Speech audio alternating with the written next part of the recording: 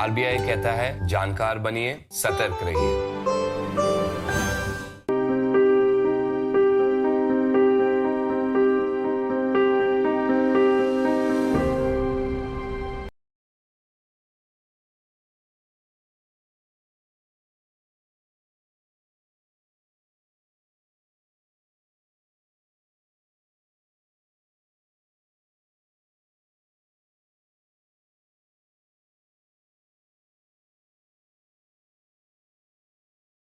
माननीय सभासदों, माननीय अध्यक्ष जी,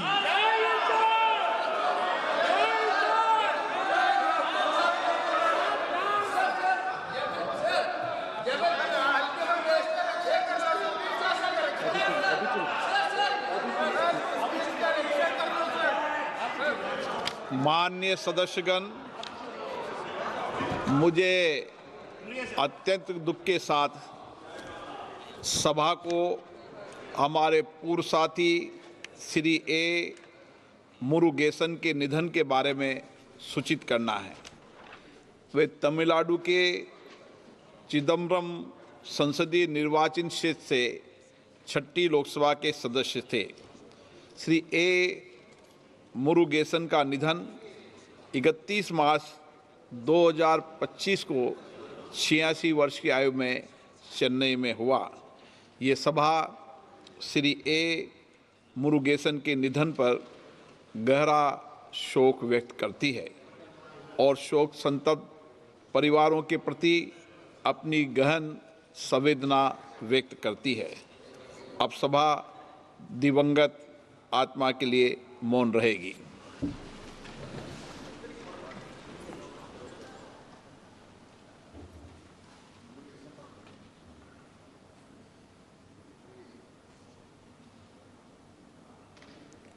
Om Shanti.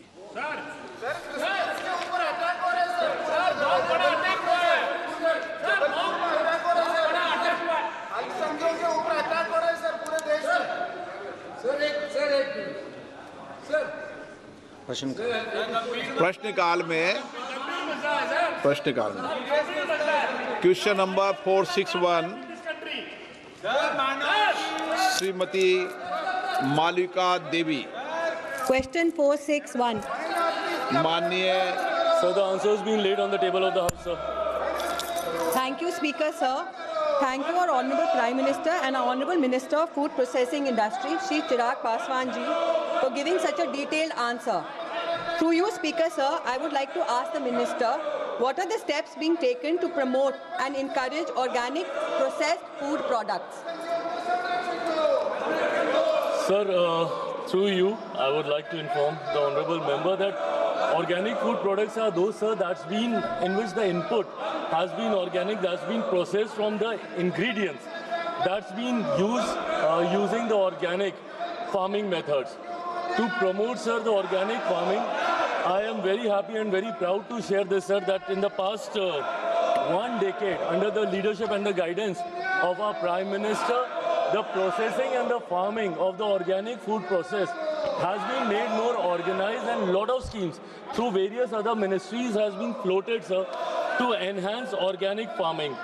Through these schemes, sir, even through the agricultural ministry also, sir, they have come up with 2 new schemes that was started in the year 2015-2016, Paramparagat Krishi Vikas Yojana, that was there in all the states except the northeastern states, and there was a separate scheme for the northeastern states, and that scheme was for the northeastern states and Mission Organic Value Chain Development, MOVCD, for the northeastern region, sir. So through these schemes, sir, end-to-end support to the farmers who were engaged in organic farming was provided, right from the production to processing, certification to marketing, post-harvest management training, end-to-end solution. Through these schemes were provided, sir. I am very happy to share the data through you, sir, to the honourable member, that under these schemes, cumulative of 3,674.84 crores has been released, which has benefited around 27.4 lakh farmers across the country, sir. Through my ministry also, sir, PMKSY PMFME and also PLI scheme. So we are promoting organic farming, especially for organic food products. We have created a dedicated category for innovation and organic food products under the PLI scheme, sir. Thank you, sir. What mechanisms has been put in place by the ministry to curb the sale of counterfeits, spurious and adulterated products? So first of all, sir, I'm surprised that when such important question being asked concerning the consumers और अन्नदाताओं को लेकर जब ये सवाल पूछे जाते हैं, sir, विपक्ष का ये रवैया कभी कभी चिंताजनक होता है। प्रश्नकाल के वक्त सर जब विपक्ष ऐसे करता है तो ये देश की जनता देखती है कि किसानों और कंज्यूमर्स को लेके ये कितने चिंतित हैं। Coming back to the question that was asked by the honourable members, sir, while curbing the sale of sir counterfeit and spurious adulterated food products, sir, to be very honest, it doesn't directly come under the mandate of my ministry, but then, sir, Government of India through various other ministries, including mine too, sir, there is a comprehensive legal and institutional framework to address such issues, including the Consumer Protection Act, sir, the Trademark Act, Food Safety and Standard Act of 2006, BIS, that is Bureau of India Standard Act of 2016, and the Bharatiya Nyaya Sanghita, that is of 2023. So through these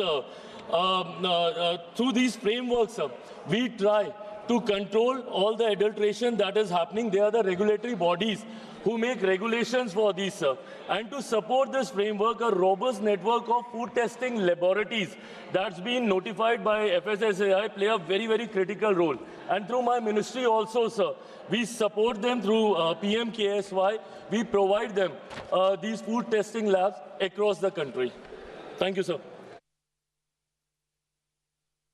Jindal ji. धन्यवाद अध्यक्ष महोदय।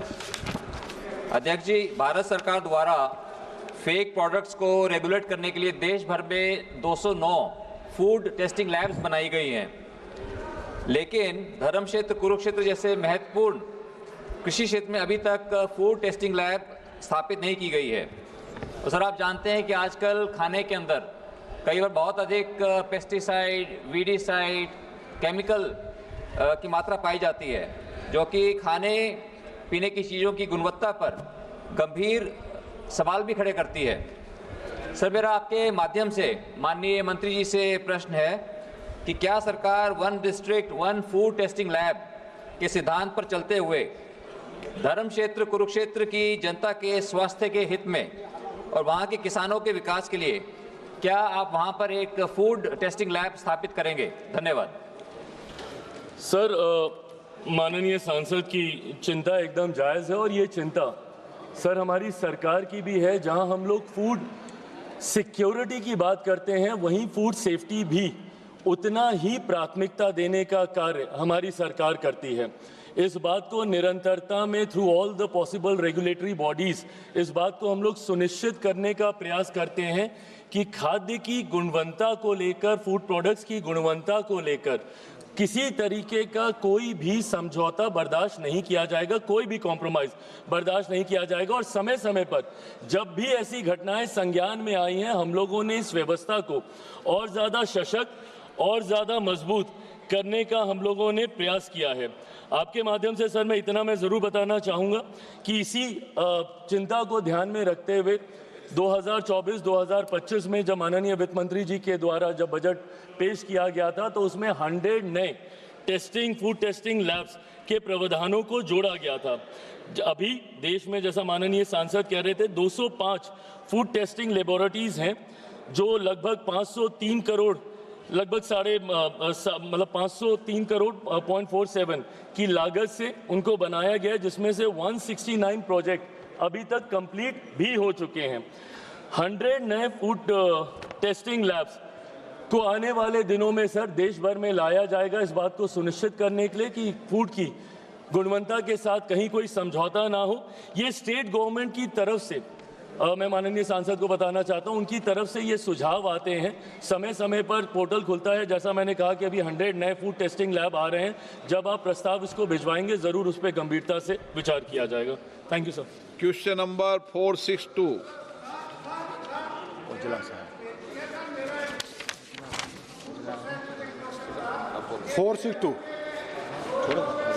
Question number 462 doctor Rajkumar Sangwan. 462 doctor Rajkumar Sangwan. 462 माननीय मंत्री जी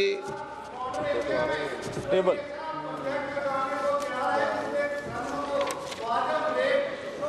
आदरणीय महोदय, मैं आपके माध्यम से माननीय मंत्री से पूछना चाहता हूं कि बागपत जिले में अभी तक SLNP लागू क्यों नहीं किया गया है। इस जिले में योजना लागू करने के लिए क्या कदम उठाए जा रहे हैं और इसकी संभावित समय सीमा क्या है। एक छोटा सा क्वेश्चन तो मेरा और है, क्या सरकार ने यह सुनिश्चित करने के लिए कोई नीति बनाई है कि ग्रामीण क्षेत्रों में भी शहरी क्षेत्रों की तरह तेजी से LED स्ट्रीट लाइटिंग कार्यक्रम लागू हो। अध्यक्ष महोदय, जहाँ तक स्ट्रीट लाइट नेशनल प्रोग्राम का विषय है, अभी तक 2015 से ये कार्यक्रम शुरू हुआ था और सभी प्रदेशों में इसके लिए MOU किए गए। कुछ प्रदेशों ने अपनी MOU करने में जो कठिनाई बताई, लेकिन 29 प्रदेशों ने इसके अंदर भाग लिया और कुछ संस्थाओं ने अलग से भी अपने अपने MOU किए। तो इस समय तक कुल देश भर में 1,31,00,000 ऐसे स्ट्रीट लाइट्स ये EESL द्वारा ये लगाए गए हैं और इसमें कुल मिलाकर के 600 करोड़ रुपया, 6,000 करोड़ रुपया जो है इसके अंदर हर वर्ष ये बचत हो रही है और इसके अंदर एनर्जी एफिशिएंसी के नाते से कार्बन डाइऑक्साइड एमिशन में भी काफ़ी कमी आई है।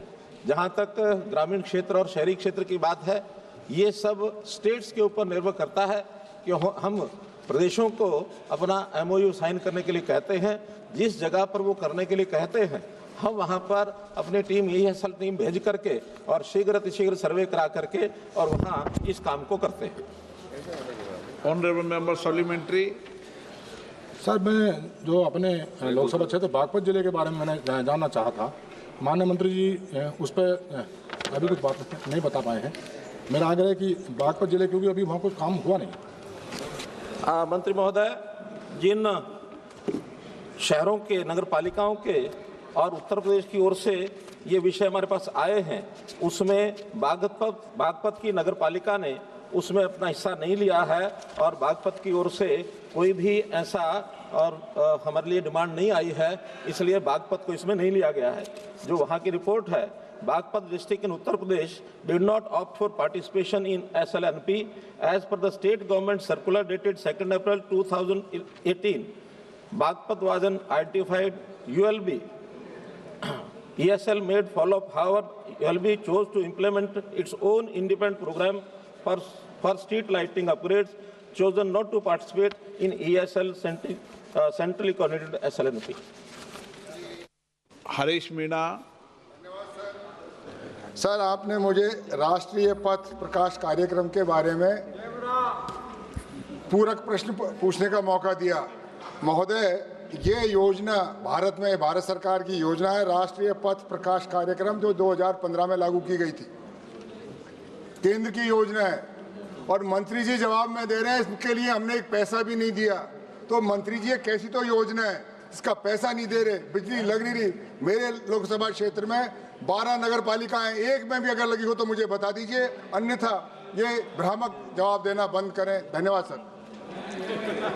आदरणीय अध्यक्ष महोदय, योजनाएं हर प्रकार की होती हैं, लेकिन एक देश में इस प्रकार की योजना बनाई गई, जो काम म्यूनिसिपैलिटीज़ अपनी ट्रेडिशनल लाइटिंग से करते थे उसमें बिजली की खपत बहुत होती थी और कार्बन डाइऑक्साइड का भी एमिशन बहुत ज़्यादा होता था। तो उसके अंदर इस कंपनी के माध्यम से एक प्रोग्राम दिया गया कि आप इस कंपनी के माध्यम से अगर कोई चीज़ कराते हैं तो 7 साल तक आपको किसी प्रकार का बिल नहीं देना पड़ेगा। 7 साल तक आपकी जो बचत होगी वो आपको मिलेगी और जो बिजली जो केवल उसकी इंस्टॉलेशन का खर्च है वही आपको देना है। उसी योजना के आधार पर 1,31,00,000 जब ये बल्ब लग यानी लाइटिंग लग चुकी है तो बाकी भी इसमें आगे आएंगे, उनको भरपूर लाभ होगा। लेकिन हमारे कांग्रेस के मित्रों को तो कुल मिलाकर रोशनी से मतलब नहीं है, उनको अंधेरे से मतलब ज़्यादा होता है, इसलिए वो आगे बढ़ना नहीं चाहते हैं। मैं इनके मन की एक बात बताता हूँ, बहुत सुकून से रहते थे हम, बहुत सुकून से रहते थे हम अंधेरे में, फसाद पैदा हुआ रोशनी के आने से। प्रश्न काल में शेर शायरी नहीं होती माननीय मंत्री जी। चलिए आज तो संजय जायसवाल। धन्यवाद अध्यक्ष महोदय। जब ये सोलर लाइटिंग नेशनल प्रोग्राम 2015 में शुरू हुआ तो सभी सांसदों को एक सुविधा मिली थी कि आप 1/4 राशि अपने सांसद निधि से दीजिए और 3/4 राशि केंद्र सरकार देगी। और उसके तहत मेरे लोकसभा क्षेत्र में भी 3000 सोलर लाइट्स लगे थे। ये ESSL के द्वारा जो लाइट्स थे, जो 2024 में 9 साल बाद में गया हूँ तो वो सोलर लाइट्स 70% जगहों पे आज भी जल रहे थे। लेकिन जो अभी सरकार की योजनाएं में बिहार सरकार के द्वारा और ग्राम प्रधानों के द्वारा जो सोलर लाइट पिछले 1 साल में लगा है उसमें 80% सोलर लाइट्स बंद हो गए। तो मेरा माननीय मंत्री जी से एक प्रश्न है कि क्या सांसद निधि से ये जो सोलर लाइट खाता है कि 1/4 हम दें और 3/4 केंद्र सरकार देगी, इस योजना को पुनः चालू करेंगे? और जो ऑलरेडी लगा हुआ है, चूंकि उसमें जो सोलर पैनल है, जो पोल्स है वो तो ऑलरेडी लगे हुए हैं, केवल बैटरी चेंज करना। अगर आप बैटरी चेंज कर देंगे तो सभी सांसदों का एक बहुत बड़ा काम हो जाएगा और हमारे सोलर लाइट्स भी अच्छे से चलेंगे। तो मंत्री जी इस विषय में कुछ करना चाहेंगे? आदरणीय अध्यक्ष महोदय, हमारी किसी प्रकार की कोई कंडीशन नहीं है कि किस मद से कितना पैसा वहाँ लगना है। हमारा तो ESL के माध्यम से कि 7 साल तक मेंटेन वो करेंगे, लगाएंगे वो, और उसका जो बिजली का बचत होगी उस बचत के मामले में वो 7 साल तक बचत अपने पास लेंगे। नहीं, शुरू करने में तो आज भी शुरू है, आज भी वो शुरू है। कोई भी म्यूनिसिपैलिटी, कोई भी नगर पालिका, कोई भी प्रदेश MOU करने के बाद अपने नए स्थानों को चयन कर सकता है या जहां 7 साल पूरे हो गए हैं उन स्थानों पर उसको एक्सटेंड भी कर सकता है। कहीं ये योजना रुकी हुई नहीं है। क्वेश्चन नंबर 463 श्री रंग अप्पा बारने। Question number 463. Sir, a statement is laid on the table of the House. माननीय सदस्य। माननीय अध्यक्ष महोदय, भारत में ऊर्जा सुरक्षा, पर्यावरण संरक्षण और कृषि परिष्ठ प्रबंधन को ध्यान में रखते हुए CBG उत्पादन को बढ़ावा देने की आवश्यकता है। घरेलू ईंधन उत्पादन से आयात निर्भरता घटेगी और किसानों को परिष्ठ से आय का एक नया स्रोत मिलेगा। माननीय अध्यक्ष महोदय, मैं आपके माध्यम से माननीय मंत्री जी से जानना चाहता हूं कि CBG उत्पादन को बढ़ावा देने के लिए महाराष्ट्र में अब तक कितने संयंत्र स्थापित किए गए और इसके अगले 5 वर्षों में देश में और कितने CBG संयंत्र स्थापित करने की योजना है?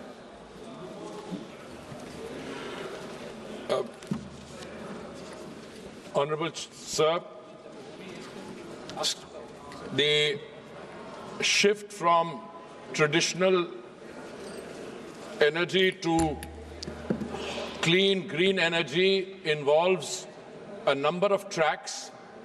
I might mention, as we have in the body of the answer, biofuel blending, green hydrogen, which is the energy for the future, and, as the honourable member raises, compressed biogas. Now, compressed biogas is an area where very ambitious targets have been set by the government. In fact, the plan is ultimately to establish sustainable alternative towards affordable transportation, SATAT. The target is very large. Today, we have 94 CBG plants which are operational, and out of these 94, if I might add, sir, 11 of them are operational in Maharashtra. And we have in process, we have another around 70 CBG plants which are at various stages of construction. Sir, in order to encourage CBG, government is taking a number of steps, and I will, with your permission, sir, list out some of the incentives or steps we are taking to popularize the use of CBG. One is that we have a system of assured price for takeoff of CBG through long-term agreements with the oil marketing companies. Number two, we have an umbrella scheme of National Bioenergy Program by the MNRE Ministry, which is providing central financial assistance to all kinds of CBG and biogas plants. Additional central assistance is also being provided for municipal solid waste-based CBG plants under the Swachh Bharat Mission Urban 2.0. Amongst the other things I might mention, sir, is that whenever somebody wants to set up a CBG plant, the government is providing assistance in terms of 50% of the cost of the plant by way of assistance upfront. Then there's a 10 crore capital subsidy from the Ministry of New and Renewable Energy, inclusion of biomanure produced from CBG plants under the Fertilizer Control Order 1985. Market development assistance is being provided up to rupees 1.5 per kilogram for fertilized organic manure to promote organic fertilizer produced from CBG projects. So, you know, when you produce CBG, there is also manure produced which is very rich and which can be sold, so some assistance is providing for offtake from there. Inclusion of CBG projects under priority sector lending by the Reserve Bank of India. Rupees 1,000 crore scheme has been set up for 50%. Or zaroot nahi. I'd be happy to share very detailed information on this with the honourable member. माननीय सदस्य, माननीय अध्यक्ष महोदय, मंत्री जी ने इस बारे में बहुत सारी अच्छी जानकारी दी। माननीय अध्यक्ष महोदय, भारत की ऊर्जा सुरक्षा को मजबूत करने, पर्यावरण संरक्षण को बढ़ावा देने और आयाती जीवाश्म ईंधनों पर निर्भरता कम करने के लिए बायो सीएनजी, हरित हाइड्रोजन और इथेनॉल मिश्रित पेट्रोल जैसे स्वच्छ ईंधनों के व्यापक रूप से अपनाने की आवश्यकता है।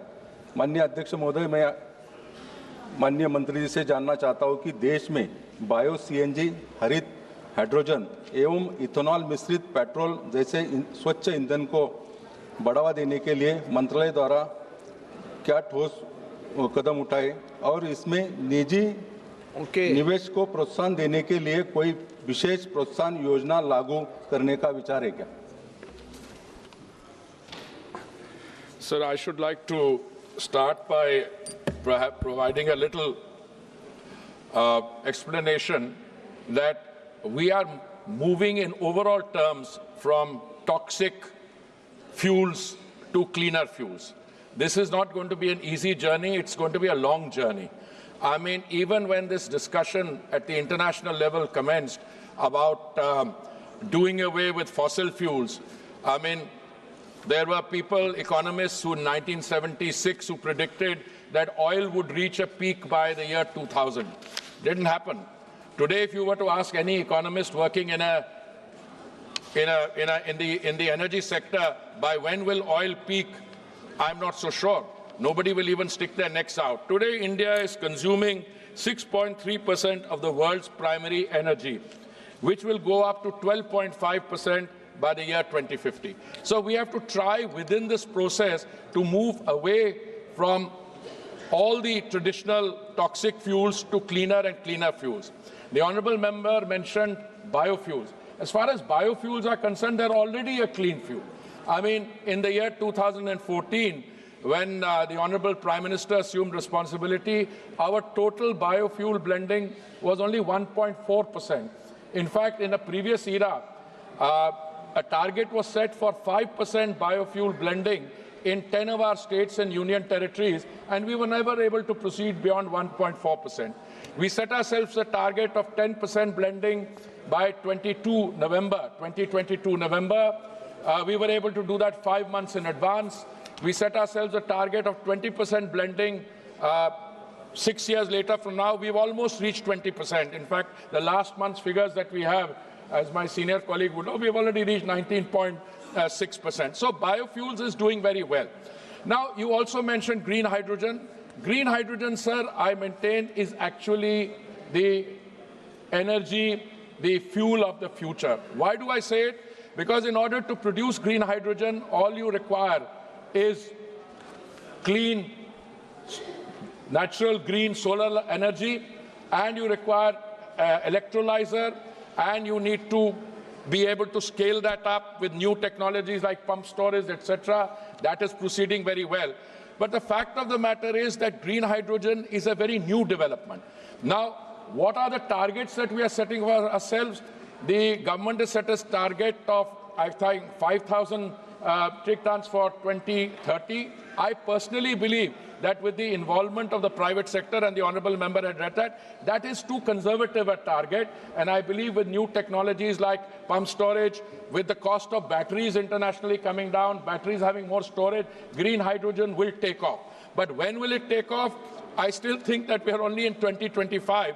Comes 2030 or so, I mean, the fact of the matter, sir, is that we spend annually $150 billion on the import of energy.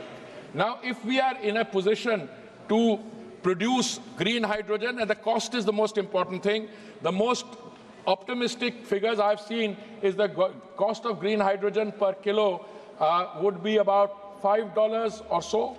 Yes. And if we can bring it down to $2.5, I can understand that we will be in a situation where people will say, let's move from traditional toxic fuels to green hydrogen straight away. I should have mentioned our target is 5 million tons by 2030, not 5,000. That will slip off the tongue. But I also want to say that we have a government is doing whatever it can.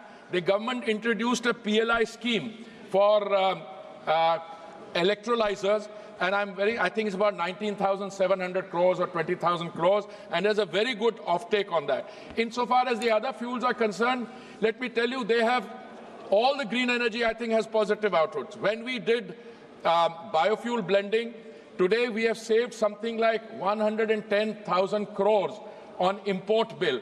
And जैसे मैंने पहले कई बार कहा है, हमारे जो ऊर्जादाता, they're also financing the अन्नदाता. That money has been transferred to the agricultural sector as a result of the savings in that. So the two are complementary. All the other areas of movement, there is definite progress in all the areas. But as I would like to say, sir, the progress has to be realistically assessed. Why do I say that? Because still a very large percentage of our economic needs on energy are met from coal and from fossil fuels. Okay. We are trying to progressively move away from that, and most of our assessments all over the world said India's growth will take place. The World BP Outlook said 4 to 6% growth will take place, and well, I'm always ready to oblige, sir, but I will just conclude by saying the International Energy Agency in Paris predicts that of all the growth that will take place in the next 20 years, 2 decades, 25% of that growth in energy will come from India. And it is our collective resolve that we will make more and more, we will shift to green energy, as is the thrust of this question. Srimati Bharti Paradhi. धन्यवाद अध्यक्ष जी। मैं धन्यवाद देना चाहते हूँ इस देश के यशस्वी प्रधानमंत्री आदरणीय नरेंद्र मोदी जी को, जिनकी यह महत्वाकांक्षी योजना का क्रियान्वयन सुचारू रूप से पूरे देश में हो रहा है। और धन्यवाद साथ ही देना चाहती हूँ आदरणीय मंत्री जी का, जिन्होंने विस्तृत जानकारी मुझे दिया है। लेकिन मैं जानना चाहती हूँ, क्या मध्य प्रदेश में गैस ग्रिड और संबंधित बुनियादी ढांचे के विकास के लिए केंद्र सरकार द्वारा कोई विशेष योजना बनाई गई है? और इस योजना के लिए अब तक आवंटित धनराशि और अनुमानित व्यय का ब्यौरा क्या है? इसके अलावा इस योजना के तहत गैस ग्रिड की उपलब्धता और विकास के संबंधित अन्य बुनियादी ढांचे को मजबूत करने के लिए सरकार द्वारा क्या सुधारात्मक कदम उठाए जा रहे हैं? विशेष रूप से बालाघाट सिवनी संसदीय क्षेत्र में जहां ऊर्जा और गैस आधारित ढांचे की उपलब्धता की दिशा में खास चुनौती है, वहां इस योजना के तहत सरकार द्वारा कौन से विशिष्ट प्रयास किए जा रहे हैं ताकि इस क्षेत्र में भी विकास कार्य को गति दी जा सके और स्थानीय जनसंख्या को इसका लाभ मिल सके? धन्यवाद। Sir, after the 12th or 12A CGD bidding round, the Petroleum and Natural Gas Regulatory Board has authorized entities for the development of CGD network in 307 geographical areas, which almost covers the 100% of our mainland territory, sir. In fact, we are now moving to the island territories and other areas. Sir, but typically what happens when you set up a plant, wherever the CBG is being produced, you need to provide connectivity to the existing pipeline. So government is also providing incentives to make sure that this is going to move forward and take it to the pipeline so that the CBG producer is able to get a return on that straight away. There are other also incentives which I had mentioned when I was responding to the earlier member. Insofar as the areas which were covered, if it is Maharashtra that the figures that you have sought, Madam, Madhya Pradesh, I will share the figures straight away. I will just add the figures on Maharashtra with me. There are plants by HPCL, MNGL, CL, IOCL in different places. But all states of the country, we are doing that. The precise figures from Madhya Pradesh, I should either have in a minute or have it.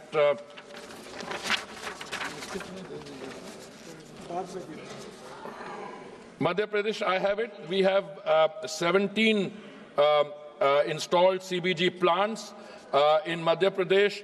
The districts also I have.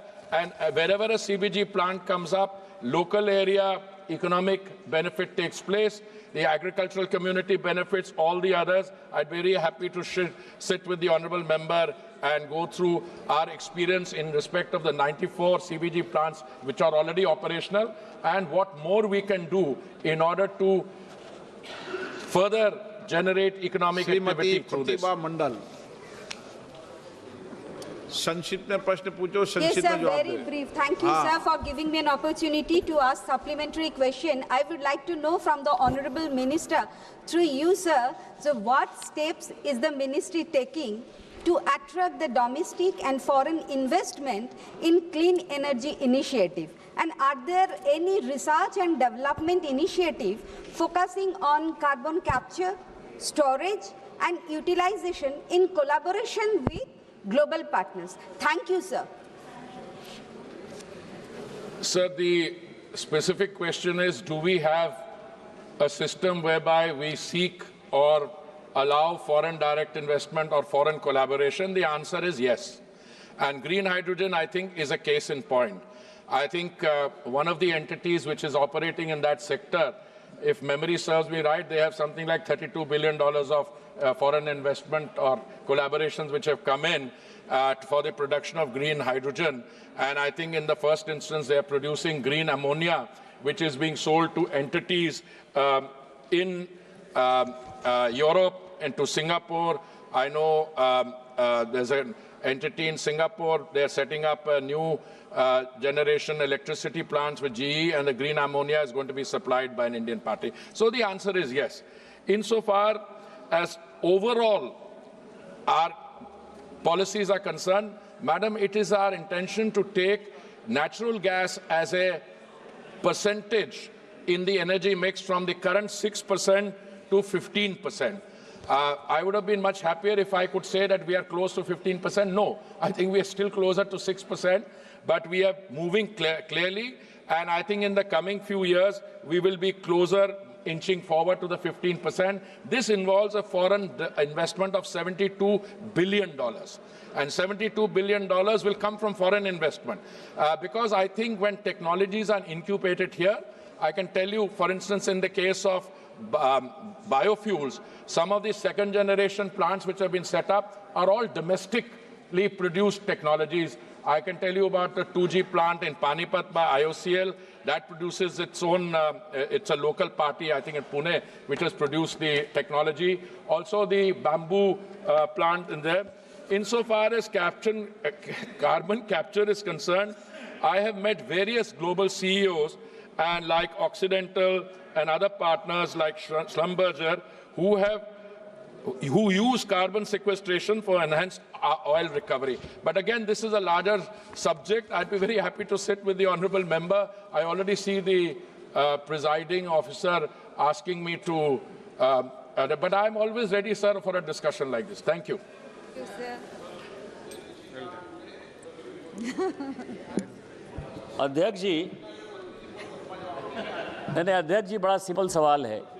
प्रधानमंत्री जी ने Glasgow में पंचामृत का आह्वान किया और Ukraine वार के बाद पता चला कि पूरे यूरोप को रूस ने जब गैस देने से मना कर दिया तो पूरी तबाही हो गई। हम पूरे सिस्टम को 33 करोड़ कंज्यूमर है, पूरे सिस्टम को हम सिटी गैस डिस्ट्रीब्यूशन, जिसके बारे में उन्होंने कहा 309 बिडिंग किया है, पूरे देश में सिटी गैस डिस्ट्रीब्यूशन होगा। हमारे यहाँ फॉसिल फ्यूल के तौर पर कोयला है और कोल बेड मीथेन जो है एक बड़ी अच्छी टेक्नोलॉजी है, क्योंकि कोयला को खत्म हो जाना है। तो क्या भारत सरकार कोयला मंत्रालय के साथ मिलकर कोल बेड मीथेन का एक्सप्लोरेशन कर इंपोर्ट बिल को भी घटाएगी और उसी के माध्यम से सिटी गैस डिस्ट्रीब्यूशन करेगी? Sir, I don't think I am the correct person to answer by when coal will be exhausted or we will move to biogas and other cleaner energies. I can tell you the effort on behalf of all my senior colleagues who present here and otherwise is to move more and more rapidly in all forms of energy utilization, whether it is transportation or it is the refineries, to move to green energy. And but the specific question on by when coal we will be able to move it, I don't think that is an easy answer, because when the discussion on energy transition took place internationally, very ambitious targets were set for energy transition, but I think some very basic mistakes were also made.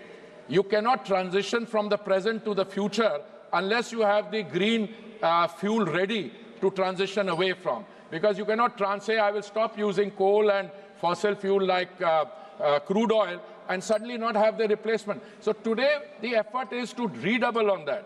Insofar as this is concerned, I have taken recently a review of ONGC, and they have recently started, CBM, coal-based methane, in several areas. Again, that's a subject which we need to discuss and see what more can be done. But I can assure you that even the oil marketing companies who have traditionally dealt with fossil fuels and crude oil, they are also increasingly occupying, their attention is being occupied by the transition to green energy.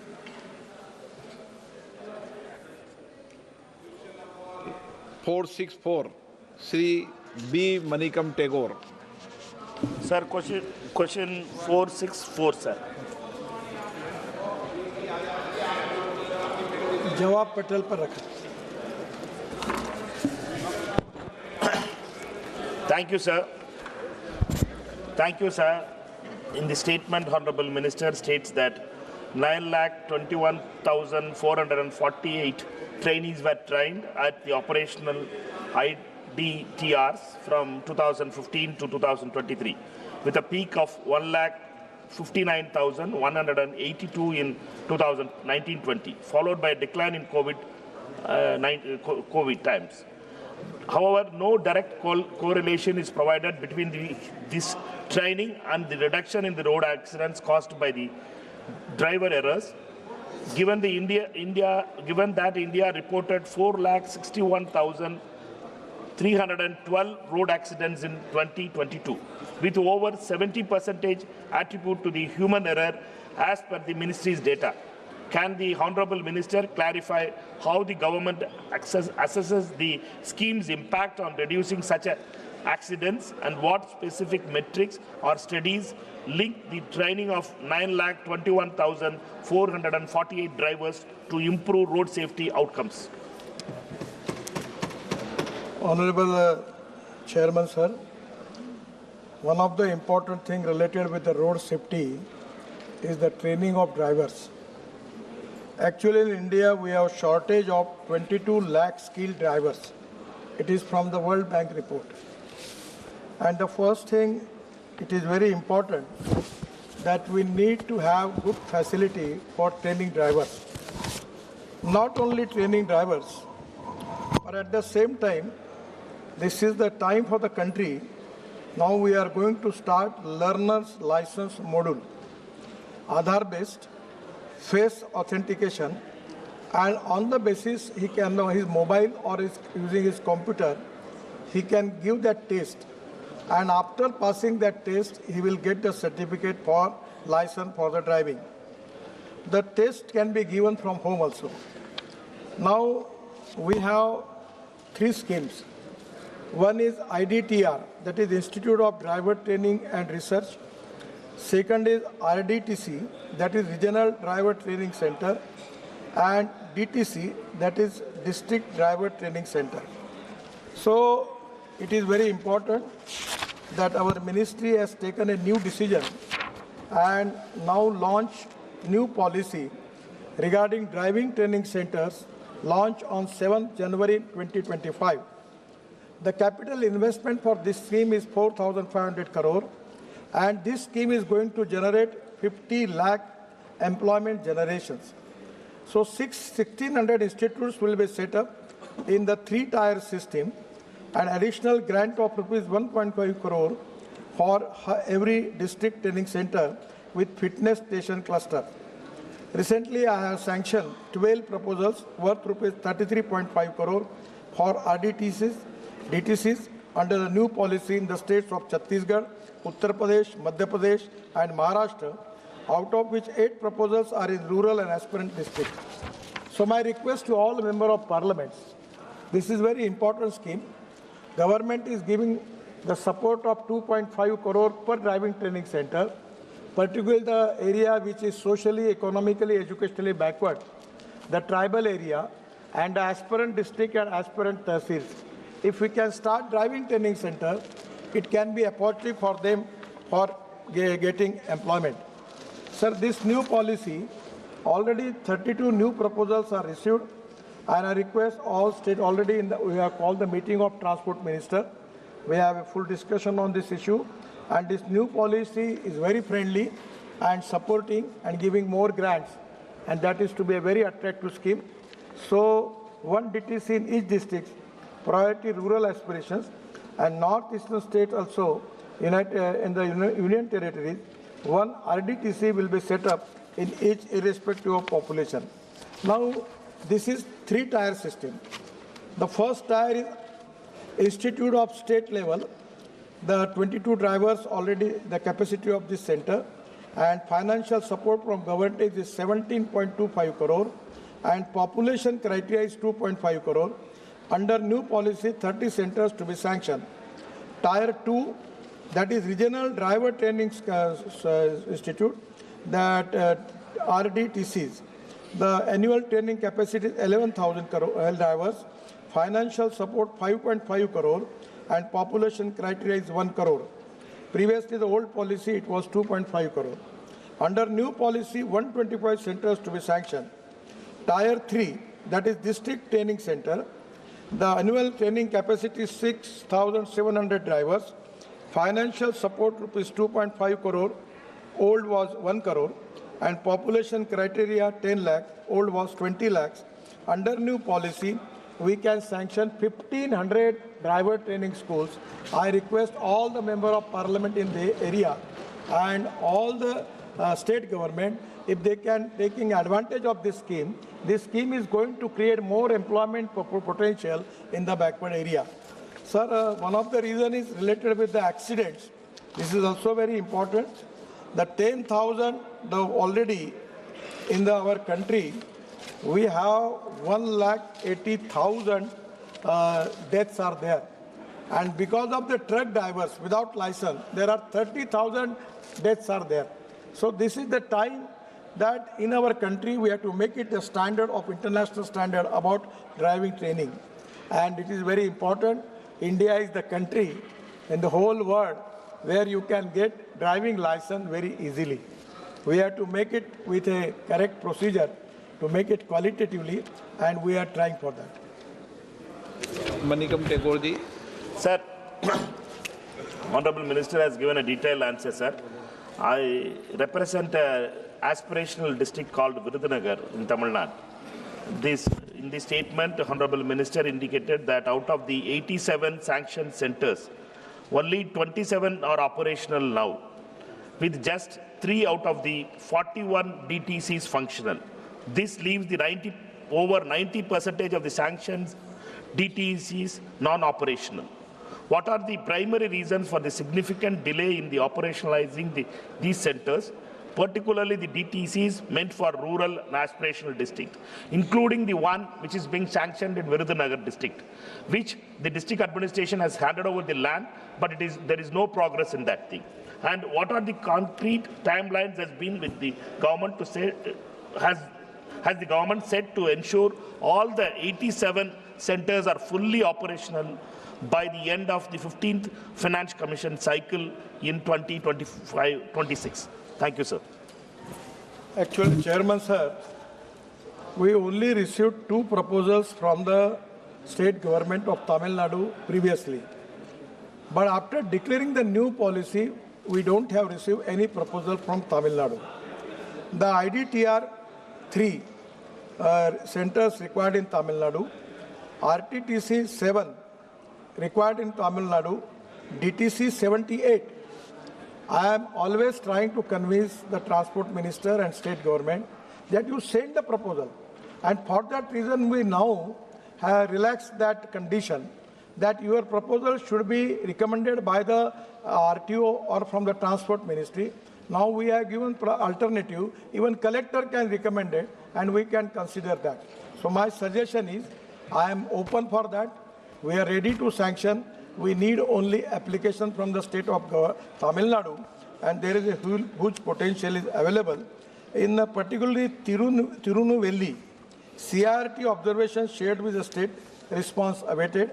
Salem, CRT observation shared with the state, response awaited. My suggestion to honorable member that please convince your transport minister and please send me the proposal. I am ready to sanction.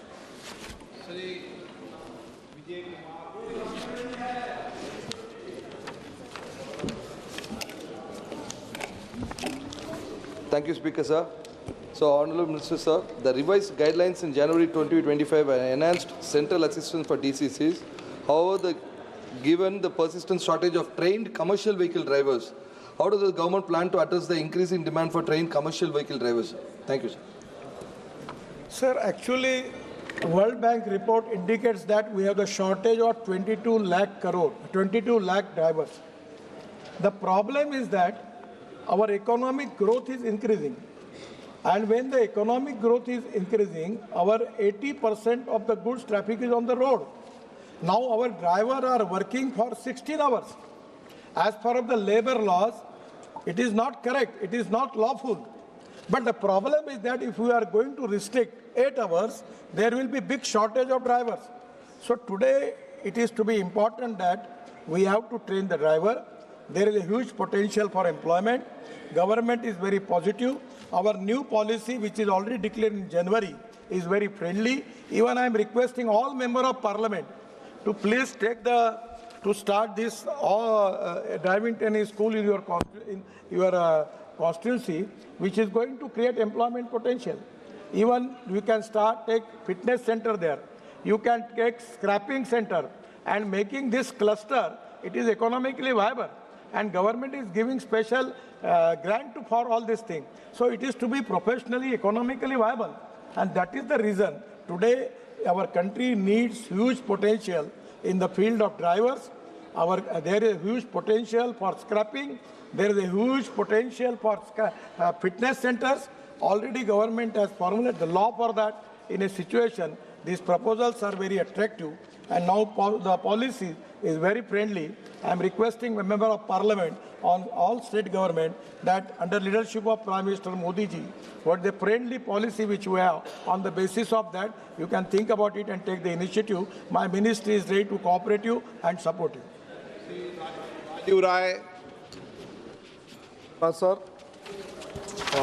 माननीय अध्यक्ष जी, मंत्री जी का विभाग ऐसा है कि नई नई योजनाएं शुरू होती है। ये योजना भी बहुत तारीफ के काबिल है। मैं माननीय मंत्री जी से आपके माध्यम से जानना चाहूँगा कि उत्तर प्रदेश में कुल कितने DTC सेंटर खुले हैं और अगर खुले हैं तो उसमें मऊ बलिया है कि नहीं। एक सुझाव मंत्री जी मैं देना चाहूँगा, हमारे यहाँ जितने भी एक्सीडेंट होते हैं जिसमें ड्राइवरों की मौत होती है, ओवर आवर्स ड्राइविंग करने की वजह से होती है। 8 घंटे से ज़्यादा 12 घंटा, 14 घंटा, 16 घंटा सुबह में होती है। तो क्या कोई ऐसी योजना पर विचार किया जा सकता है दुर्घटना को रोकने के लिए कि एक सीमित आवर से ज़्यादा वो ड्राइविंग न करे? और ये ड्राइवर भी अनऑर्गेनाइज सेक्टर में आते हैं, करीब कई तो दिहाड़ी पर चलाते हैं, उनके लाइसेंस के साथ कोई इंश्योरेंस स्कीम शुरू हो जाती कि अगर दुर्घटना हो जाता तो उनके परिवारों को संबल मिलता। 2 सुझाव और सवाल जैसे भी समझे, ये है मेरे माननीय मंत्री जी। धन्यवाद। माननीय अध्यक्ष महोदय, ये बहुत इम्पॉर्टेंट है कि हमारे एक्सीडेंट्स ड्राइवर के द्वारा क्यों होते हैं। आपने सही बात कही है कि 16 घंटे काम करते हैं और उसमें 46-47 डिग्री टेम्परेचर रहता है और इसलिए अब हमारे डिपार्टमेंट ने निर्णय किया कि इसके बाद कोई भी ट्रक जो नया आएगा वो एयर कंडीशन केबिन के साथ ही आएगा ताकि ड्राइवर अच्छा काम कर सके। अभी यहाँ अगर AC नहीं होता तो हमारी हालत क्या होती, और इसलिए हमने उसको मैंडेटरी किया। दूसरी बात ऐसी है कि एक्टिव सेफ्टी सिस्टम ये हमने इम्प्लीमेंट की है। इलेक्ट्रॉनिक स्टेबिलिटी कंट्रोल ये हमने इसमें ट्रक सिस्टम में लाया है। हेवी ब्रेकिंग होने पर गाड़ी एकदम स्थिर होती है। Advance driver assistance system ADS 12 प्रकार की टेक्नोलॉजी है जिसमें ड्राइवर को एकदम से ब्रेक मारने पर कोलिजन से बचाता है। ड्राइवर ड्राउजीनेस सिस्टम, ड्राइवर को नींद आने के पर एक अलार्म बजेगा अभी ताकि ड्राइवर तुरंत अलर्ट हो जाएगा, और ड्राइवर को अलर्ट करना बहुत इम्पोर्टेंट है। दूसरी बात, ये हथौड़े लेकर बस बॉडी बनाने का काम हमारे देश में चलता है और मैं दयालु दृष्टिकोण रखकर बहुत दिनों तक उनको मैंने मुद्दत दी कि आप अच्छी बॉडी बनाओ, अच्छी इंडस्ट्री। हरियाणा में बहुत लोग हैं, जालंधर, लुधियाना में, इंदौर में है, हमारा रोजगार जाएगा। मैं कहता हूँ आप नई इंडस्ट्री चालू करो, इंटरनेशनल बॉडी बनाओ। 11 साल में मंत्री हूँ, मैं थक गया।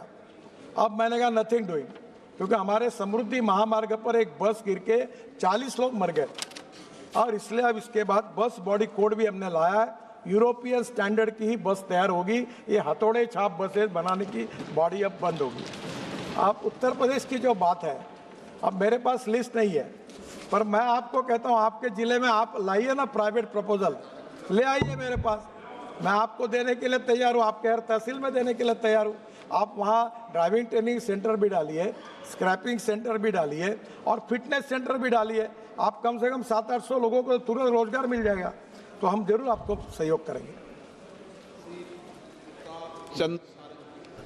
प्रताप चंद सारंगी। Sir, how many driving training centers have been established in Odisha and how many drivers have been trained during these years and what is the present status?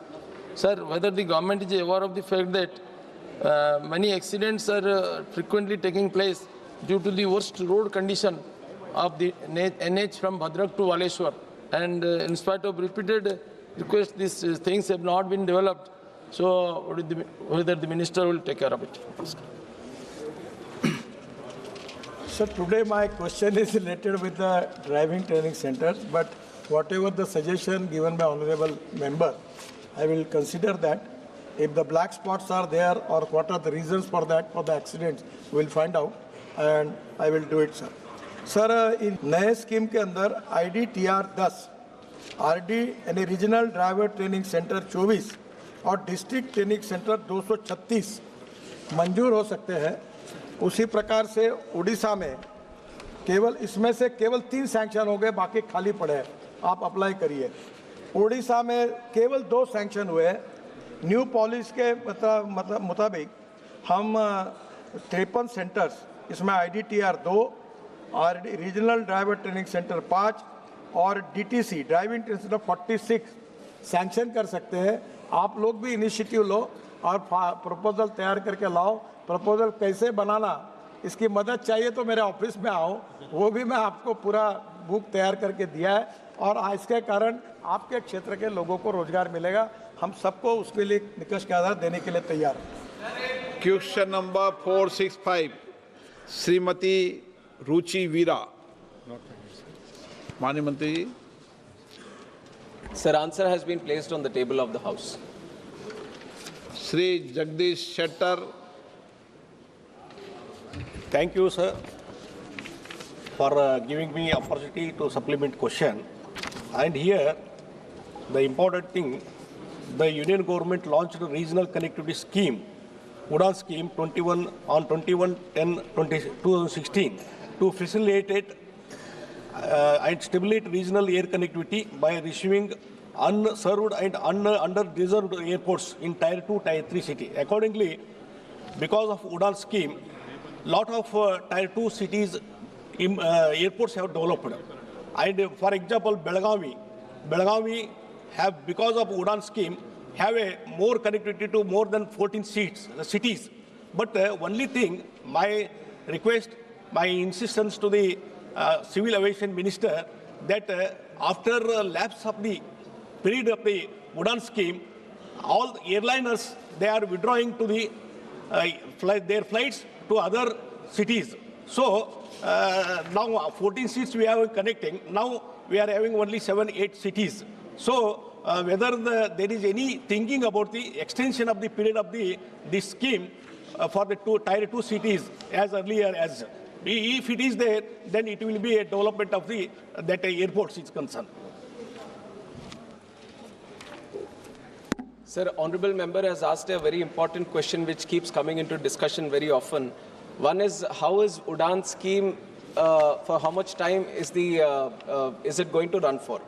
Now, when the UDAN scheme, the bidding is done and the airlines is ready to operate the route, it is given for 3 years.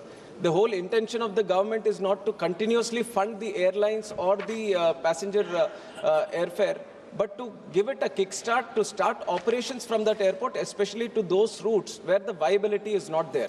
So that is why we have said the UDAN will be serving unserved where there are no operations at all, or underserved where there are less than 7 flights operating from that airport. Now, Belgavi Airport also, we have done some UDAN scheme in the beginning. And now if you see, sir, there are more than 98 flights operating from that, through Bangalore, Delhi, Shamshabad, Ahmedabad, Mumbai, Jaipur, Nagpur and Tirupati. So the demand, because of the demand, now many operations are there. But even after 3 years of running that route, if we still feel that the connectivity is not proper to those airports, then within 1 year cooling period, we can still bid the route again, where the UDAN scheme restarts itself, and then for 3 more years, we can restart it. And moreover, the UDAN scheme was envisaged for 10 years. It started in 2016 up to 2026. We thought this is the time where the regional connectivity should need to be given a big boost. And under the visionary leadership of our Prime Minister, Narendra Modi ji, we have extended it now for another 10 more years. Not just more 10 more years, sir. We are going with the aspiration of connecting 120 new destinations. So this is just the beginning. We feel that there is a lot more scope for growth of aviation in the country. And when it comes to the UDAN scheme, let us all remember that we are doing it so that we can kickstart the operations, but not to continuously fund the route in itself. से आनंद भदौरिया। धन्यवाद आदरणीय अध्यक्ष जी। मुरादाबाद पीतल और हस्तशिल्प के व्यवसाय के लिए देश भर से लोग आते हैं। आप तो मुरादाबाद में प्लेन चलना है, तो ये पूछना है ना आपको, सीधा पूछो। तो इसलिए अध्यक्ष जी, मुरादाबाद स्थित जो मूड़ा पांडे विमानपत्तन है, वहाँ पर पिछले दिसंबर से उड़ानें रद्द हैं। मैं आपके माध्यम से माननीय मंत्री जी से जानना चाहता हूँ कि कब तक वहाँ हवाई सेवाएं प्रारंभ हो जाएंगी। मंत्री जी फिर आजमगढ़ पूछें क्या? पहले मुरादाबाद की बात करें। आजमगढ़ भी साथ ही बता दो। सर, मुरादाबाद एयरपोर्ट AI का एयरपोर्ट था और उड़ान के तहत इसको 30 करोड़ खर्च करके हमने अच्छा सा टर्मिनल बिल्डिंग भी बनाया। उसके बाद वो एयरपोर्ट को उड़ान में लिस्ट किया और बिडिंग के थ्रू हमने मुरादाबाद और लखनऊ का जो रूट था, फ्लाईबिग एयरलाइंस ने उसको लिया और उसने चालू भी किया था ये अगस्त में। और अगस्त के बाद नवंबर की जब बारी आई, नॉर्थ इंडिया में नवंबर में थोड़ा सा फॉग का इशू होता है, तो फॉग के हिसाब से उन्होंने अपने विजिबिलिटी के कारण उन्होंने उस टाइम बंद किया था। फॉग खत्म हो गया, समर का सीजन स्टार्ट हुआ, पर एक और चैलेंज अभी आया कि लखनऊ का जो रनवे है लखनऊ एयरपोर्ट में, उसका रीसरफेसिंग का काम चल रहा है और रीसरफेसिंग के कारण जो डे टाइम ऑपरेशंस का मेजॉरिटी टाइम है फ्रॉम 11 o'clock to 5 o'clock वो पूरा बंद पड़ा है, जहां कोई ऑपरेशंस नहीं हो रहे अभी लखनऊ एयरपोर्ट में। उसी के कारण ना केवल मुरादाबाद का बल्कि जो भी छोटे छोटे एयरपोर्ट्स उस लखनऊ एयरपोर्ट से कनेक्टेड हैं उन सब की जो कनेक्टिविटी है उसमें थोड़ी सी दिक्कत है। अभी जुलाई 15 तक ये रीसरफेसिंग का काम खत्म होने वाला है, उसके बाद ज़रूर वो एयरलाइंस के साथ फिर बात करके, और उसी तरह आजमगढ़ भी है और बाकी सारे कुशीनगर भी है, 4-5 एयरपोर्ट हैं। और उत्तर प्रदेश एक ऐसा शहर, ऐसा राज्य है, इतना बड़ा राज्य, और 16 एयरपोर्ट है आज, और सबसे ज़्यादा एयरपोर्ट्स आज उत्तर प्रदेश में। और ये स्वाभाविक है कि जितने भी एयरपोर्ट्स हैं सबसे पहले उनकी कनेक्टिविटी अपने राजधानी से हो, यही उनका इच्छा रहता है। और ज़रूर हम सारे एयरलाइंस जो भी बिड किया है, जहाँ पे भी अवॉर्डेड है, उन सब से बात करेंगे कि वो सब जल्दी से जल्दी वो कनेक्टिविटी शुरू करें। क्वेश्चन नंबर 466 श्री ए राजा। मंत्री जी